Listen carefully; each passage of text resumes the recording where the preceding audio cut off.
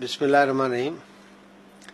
مولانا احمد غفور غواث صاحب، اللہ تعالیٰ ان کو جنت میں اعلیٰ جگہ عطا فرمائے، ایک مثالی عالم دین بھی تھے، مثالی قومی اسمبلی کے ممبر بھی تھے، اور ایک مثالی امیر ضلع بھی تھے۔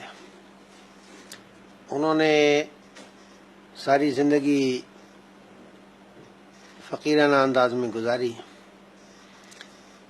میری ان سے واقفیت اس وقت ہوئی تھی جب وہ جمعیت طلبہ عربیہ کے پاکستان کے منتظم اعلیٰ کے طور پہ دورے پہ سندھ میں آئے تھے، اور پھر ان سے کئی مرتبہ ملاقاتیں ہوئیں، اور 5 سال قومی اسمبلی میں ہم ساتھ رہے۔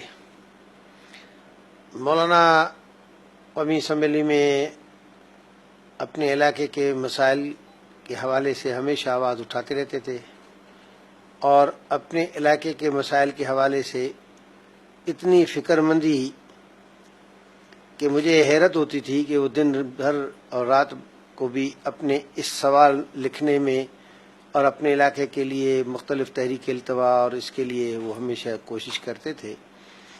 اور ان کی سادگی کا حال یہ تھا کہ MNA ہوتے ہوئے بھی ہر آدمی سے ملنا، ہر آدمی کا حال حوال لینا، اس کے کام آنے کے لیے کوشش کرنا، بلکہ ان کے اندر ایک تڑپ تھی کہ آدمیوں کے کام آ جاؤں، کسی کا کام ہو جائے، کسی کا بھلائی ہو جائے۔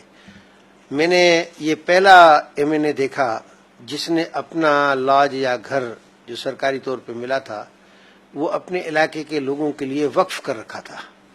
خود بیچارہ جو ہے وہ مولانا اسد اللہ صاحب کے لاج میں رہتا تھا، اور ان کا اپنا جو لاج تھا وہ علاقے کے لوگوں کی رہائش گاہ بنا ہوا تھا۔ میں سمجھتا ہوں یہ بہت بڑی قربانی ہے کہ MNA بن کے اور اپنا گھر چھوڑ دینا اور دوسروں کے لیے اپنے گھر کو وقف کر دینا۔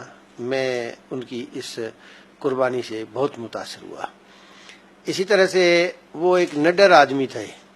ہم نے دیکھا کہ کئی مواقع پہ، جبکہ خاص طور پہ چودھری افتخار صاحب چیف جسٹس صاحب پاکستان کو جب اتارا گیا اور اس کے سلسلے میں تحریک چلتی رہی، اور اس تحریک میں بڑے خطرات تھے، اور ان خطرات کے باوجود ہمیشہ صفِ اول میں رہے، اور کبھی ان کے پیروں کے اندر لرزش نہیں آئی۔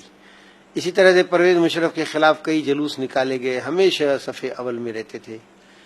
اسی طرح سے ان کی کھانے پینے کی سادگی بھی بے انتہا تھی، اور ان کو جو کچھ معاوضہ یا تنخواہ یا الاؤنسز یا دیگر مختلف پیسے ملتے تھے، وہ ان میں سے بہت بڑا حصہ جو ہے وہ جماعت کے بیت المال میں جمع کر دیتے تھے۔